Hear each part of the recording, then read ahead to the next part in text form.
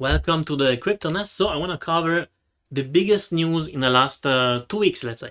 So 5th of September. What's next for Chainlink? Chainlink, price after tokenization test with Swift. So Swift, who is using that? Well, institution and countries to move money, right? So after that, MetaMask now allow crypto cash out to PayPal and banks. Okay, fee could be high, but still we're getting slowly accessibility of Bitcoin easier for users. Let's face it as well, for North American, Canadian, and US, well, governments are trying to make it hard to access to crypto. So they don't want people to get into crypto. In fact, there are many exchanges that are leaving the country or making it difficult. So, one example, well, Binance, I think 25th of September, if you are Canadian, you're not allowed to make any transaction beside withdrawing money. And I believe end of December, if you have any positions, they're going to sell, price market sell, and then you can only withdraw your money. Another example for Canadians, KuCoin. KuCoins do not support Canadian anymore. So you can only withdraw your money, you cannot do any transaction. Many DeFi exchanges as well do not support Canada or Canadian residents. So those doors are closing, and that's unfortunate because now it's the end of the bear market. I believe we're already starting the bull market. How can you say that? Well, it depends on point of view, because in my opinion, if you already did the lower low, anything we're seeing now is start of the bull market, right? Because prices are going higher. All right, so this is another news. What's next? Let me go back after with that one. Okay, so this was the 6th of September. Cathie Wood ARK Invest filed for first US spot Ether ETF. So we're going to have eventually one day a Ethereum ETF. What are the chances that this ETF will go through? Well, since the others ETF for Bitcoin are already in process, and I believe in don't remember the deadline. I think October, somewhere mid-October. So the court already ruled against the SEC. So how long can the SEC hold and have a valid reason without being sued, right? So that's another huge news. Now what was that? Okay, the biggest news of was it the 6th also, change on US accounting rules, because it's the way how company had, if they were holding crypto, it was kind of messy. Because let's take for example that you bought Bitcoin at 28,000. Now after that maybe it went higher a little bit, let's say 29,000, then it dipped at 24,000, and then it's back at 29,000. So technically, if you bought at 28,000 and price now it's 29,000, you're making, $1,000. But the way how rules were made, actually a company, let's say MicroStrategy, had to file in the report for their shareholders that actually they were losing money, and because he had to put in reference the lowest price in the last 3-4 months. So it means if you bought at 28,000 and the price dipped at 24,000 and is back at 29, instead of putting plus $1,000 per Bitcoin, you have to put actually minus 4,000 per Bitcoin. Can you imagine that? So now this is going to change, I believe, next year. And so it means by 2025, company they will be not penalized to hold Bitcoins.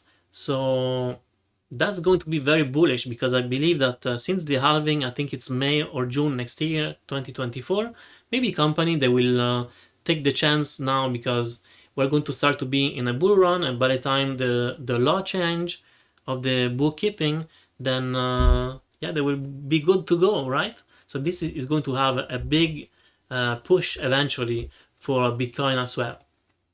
Now we had also another news, was the 6th as well. Coinbase create new crypto lending service for US institutional clients. So once again, we're having more and more service for institutional clients. So this is not me and you. It's like banks, right? So we can see actually slowly every day, every week, we have some news that institution, banks, countries are embracing, adopting crypto, blockchain. So blockchain is a technology that's going to be here and stay for a while, until maybe we discover something, they invent something else. But for the moment, crypto, it's outperforming the financial system, the actual financial system. For sure, crypto is the future for the moment. Now, am I going to invest in Bitcoin forever?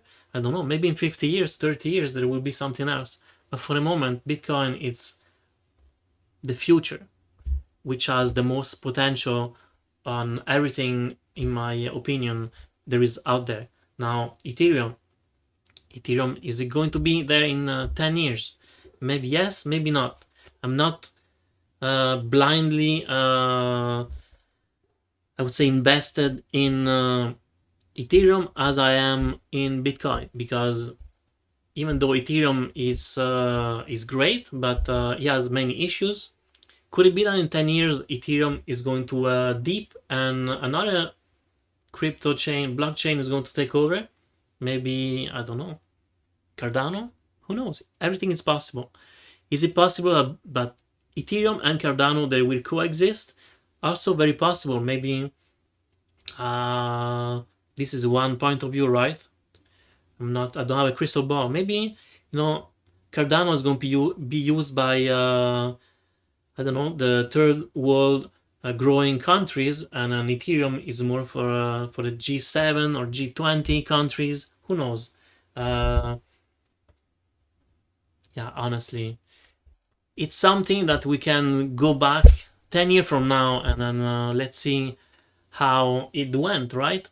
Okay, so now the last thing, this is actually the history of Bitcoin with every month. And we can see that September 8 out of 10 times it was negative. The only 2 months positive, they were, I think, 2015, 2016. So we have a plus 2.35% and a plus 6.04%. All the others, they were negative. So what are the chances that September is going to be a negative month? Honestly, I don't know, because 8 out of 10 are negative. Are we due for a positive month? I think so. So let's see how it goes. For sure, October, November, it's known to be a good month. So even in the case September is going to be a bad month, I really have high hopes for October and November, bullish months.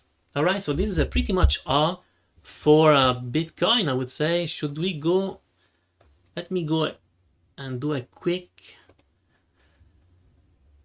recap here. Let's see price action. As you can see, even if we are having huge news, very promising news, you see price is falling or going on the side. This is kind of going against the news, right? Because news are very bullish and price is going on the side.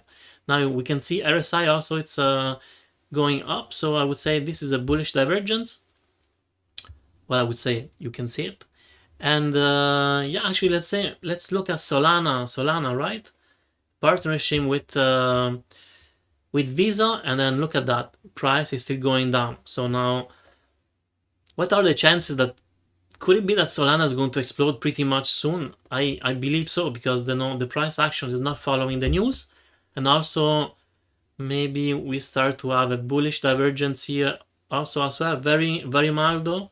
And also we have this pattern of descending triangle. So usually this is a bullish pattern as well. And then if I do, yeah, let me take out this so I have more space. And once again, if this was a wave 1 and this is maybe A, B, and C, as you can see, it's really holding very well. So let's see how it goes. If it drops again, we still have the 0.76. Anyway, this wasn't a Solana video, it was more a Bitcoin or news. But once again, I'm getting out of subject now. All right, so hopefully this helped you out, guys. So do not be scared. Great months, great green months are coming. So hold on there and don't give up. Please like, subscribe, and hit the notification bell. And have a good day.